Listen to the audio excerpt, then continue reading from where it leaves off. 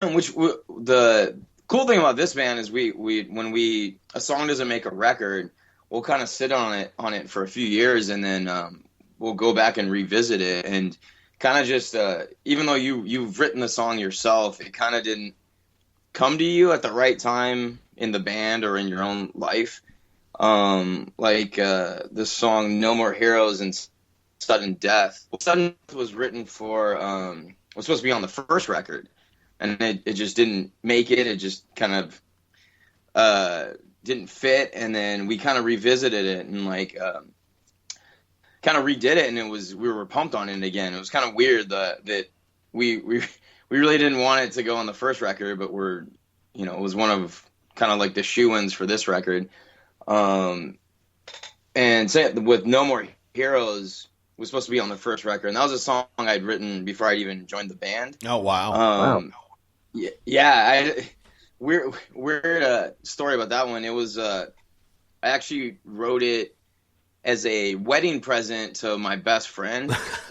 That's awesome. And the original lyrics were like describing like their matrimony and meeting, and obviously we changed the lyrics and took the song. Well, they got divorced, so I felt like we could take the song back. Oh yeah, you can take that back. Yeah, exactly. That's the few instances where you can like take a wedding gift back. So. Exactly. Which I'm sure we've always wanted to for certain friends and relationships, but so yeah, it was that one. We and it wasn't out of like, oh, we're out of ideas, because we had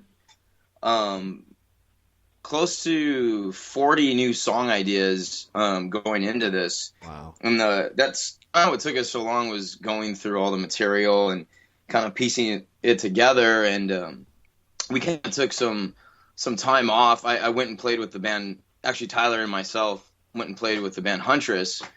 And so just over that time, the songs we liked kind of like rose to the surface. And how we kind of fixed where it was going was we had written like basically a short story of kind of like loosely like idea of like a ruler who kind of got high on his own supply kind of deal, like just thought he was kind of power went to his head, and then he just kind of got complacent, and a woman comes in the picture, and then he kind of just loses his grip, and then that empire falls, and it wasn't like a specific story. It was just kind of like a common tale throughout time, and it was kind of weird. Now that I'm out of school, I'm doing all this like research on like Genghis Khan and like Alexander the Great, and it was really fun actually, which was weird because I was such a terrible student, but we were able to we split the album in half, like more for like vinyl. Like the Rise side, like the fun, like pump up part would be the first few batch of songs. So we kind of put all the songs musically that would kind of fit into that vibe into one side, and basically kind of made like an EP of that, and kind of made the lyrics fit to that kind of plot points within that, and then on the other side would be the fall side, and kind of doing the same thing with that, and kind of ending the album on like a question mark, and kind of maybe not a happy ending, but you don't know. But the fun thing was we didn't have to like, go like Dream Theater style, where we had like characters and or even like a Mr. Roboto, anything like that. It was very loose, kind of like the movie or book Cloud Atlas, where it's just like these different same story going on throughout time kind of thing. Gotcha. So long-winded answer. That was kind of like the songs that kind of fit that. Was how we kind of picked the songs on this one, and we actually recorded a couple more that aren't on there, that hopefully come out in some form, that kind of like landed on both sides of those. It was just like oh, we already have that kind of plot point in the story, so we kind of left it off the album. Hopefully, Gotcha. hopefully it comes out. That'd be sweet. And you know what? And some of the listeners are probably tired of me saying this, and Biv might be as well, but you touched on this, and I want to ask you on this. I am such a, I don't know if you want to call it stickler or just whatever I am. You just mentioned kind of track order or, kind of looking at it from a vinyl, an A-side, B-side type of thing. I am such a fan, stickler, whatever you want to call it, of the first track and the last track having meaning on an album. I am still an album guy. Call me old, call me what you will. But there's something to be said about especially an opening track, and Crystal King's a perfect example of what I'm talking about, of just a track that says, let's ride, let's go, dude, here it is. And it just sucks you in, and you're into the album, and it kind of takes you on a journey or on a, through the story, if you will. Kind of a question I would ask you. I mean, you obviously paid some lip service to it, but I mean, do you spend a lot of time really thinking about, okay, this should be the third track, this should be the fourth, this should lead off the album, or do you just kind of naturally let it happen, or how does that work? Well, when writing, I kind of do a thing where I just write as many riffs as I can to where I forget that I wrote them. So when I go back, I can kind of listen to them like everybody else and not be attached to like how like the fingering or the what little cool guitar trick I was trying to put into it. I can kind of hear it as a listener and be fine with cutting stuff out and throwing. But as we get arrangements together and finish a song, like you kind of get a vibe of where that song is gonna be, and it's almost kind of like when we finished Crystal King and added that little intro. I was like, yeah, this just feels like an opener, and then we had started working on like the kind of story theme, and it was just like, oh yeah, it's in the rising to greatness party vibe too. So it was kind of perfect. But yeah, it's also like kind of like a batting lineup. You need like your cleanup hitter, right, and everything.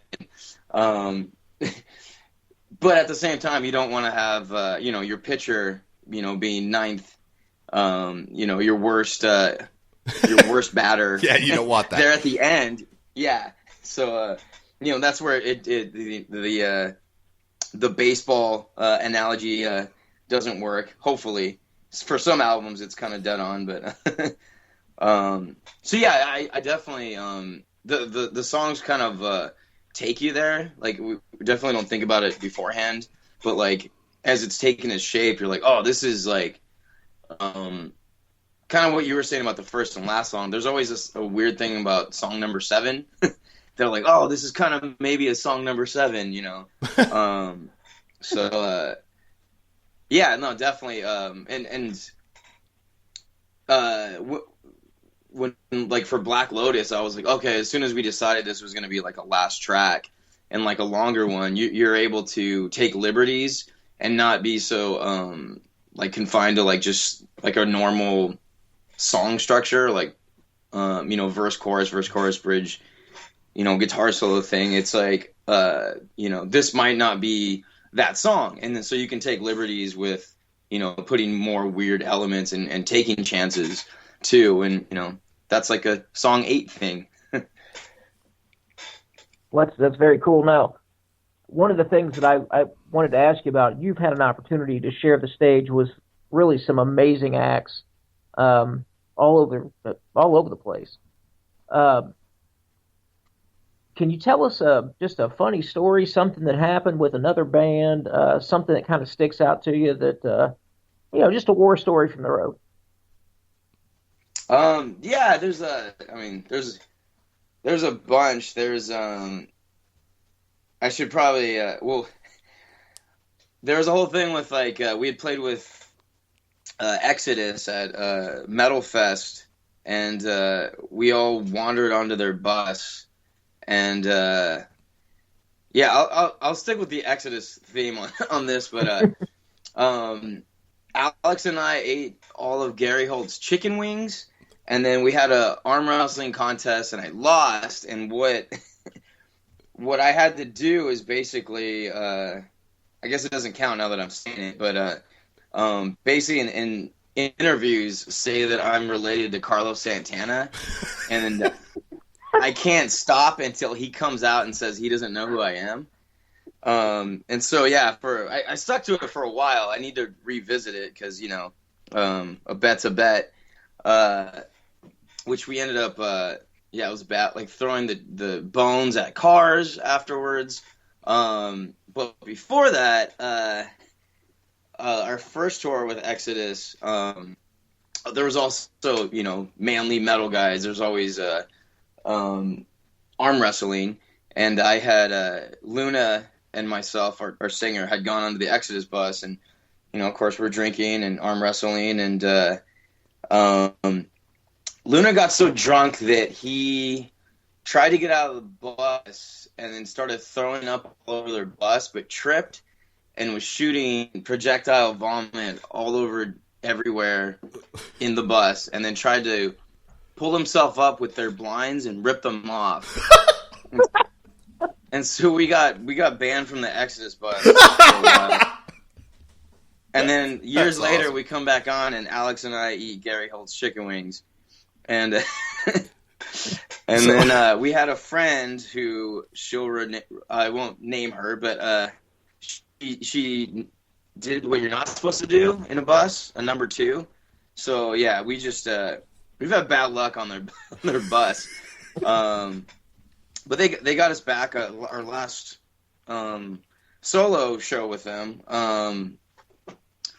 The Lee Altus, their guitar player, who's Russian and basically can just drink and never get drunk, which is dangerous.